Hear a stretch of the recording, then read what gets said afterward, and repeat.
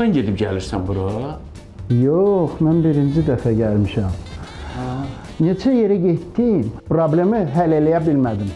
Bu bunun üstünə atır, bu bunun üstünə göndərir. Elə məndə də elədi də, məndə də elədi. Bax, son ümid yerim buradır. Burada da mənim işim düzəlməsə ya, aləmi qataram bir-birinə. Bu nədir hə? Sıravi vətəndaşı adam yerinə qoymurlar. Bu niyə ağlayır? Yəqin problem həll olundu. Sevindiyindən ağlayırdı. Siz keçə bilərsiniz. Hə, çox sağ olun. Bir dəqiqə. Buyurun. Lazım olacaq.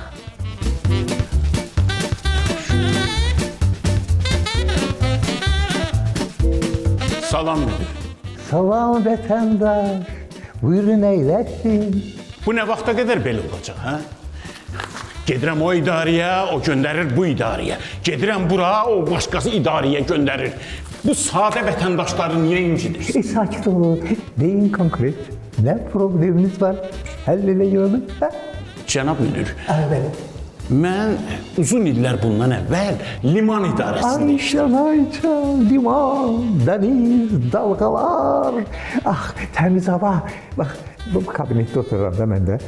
Kabinetdə pəncərəni bağlayıram, boğada olur. Pəncərəni açıram, maşınların tüstüsü. Kaş mən də dəniz qırağında idarəm olaydı, rahat nəfəs alardı. Olar inşallah, olar. Deməli, bu idarədən işçilərə torpaq sahəsi verirdilər. Hə, mən də Abşeronun kəndlərindən birindən bir 6 sot torpaq yeri götürdüm. Sənə torpaq sahəsi veriblər. Sən nə xoşbaxt adamsın. Havayı, idarədən torpaq.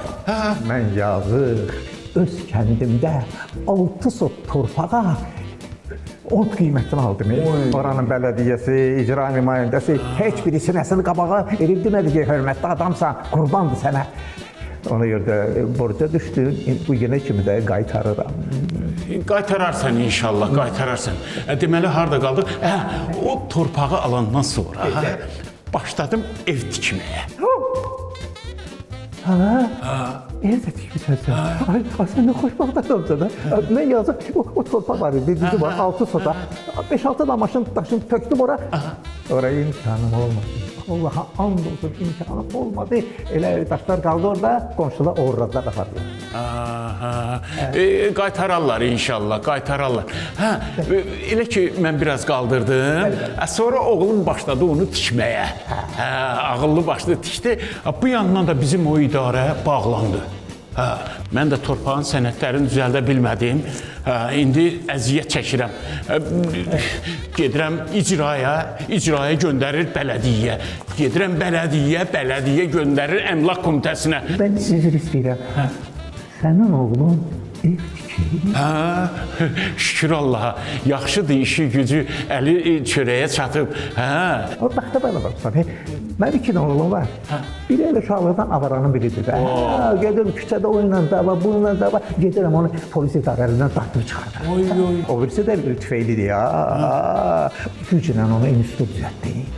Ondan sonra 2 il oxudu, atdılar metilini bayrağı. Yo, şükür Allaha.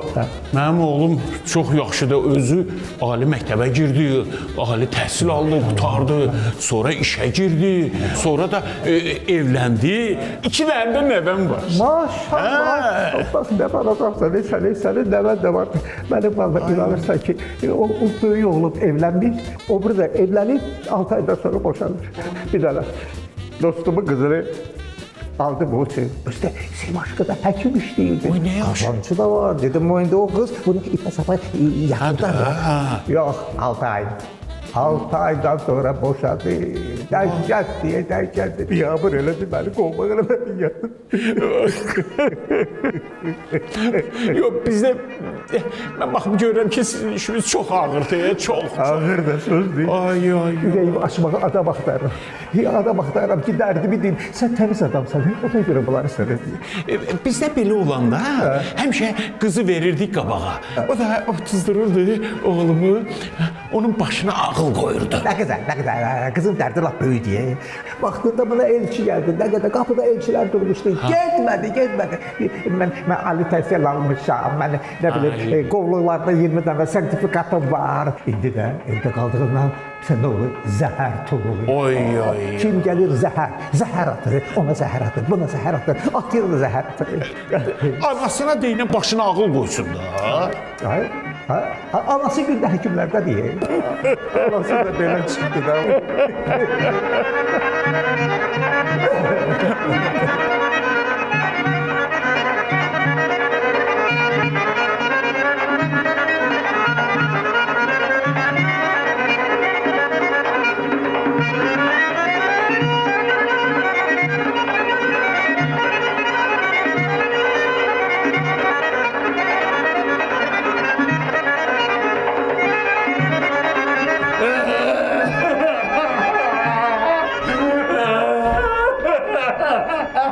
Bir dəqiqə. Dəsmal. Allah kömək olsun. Alo. Təəssüf ki, bugün qəbul etdim. Bəli.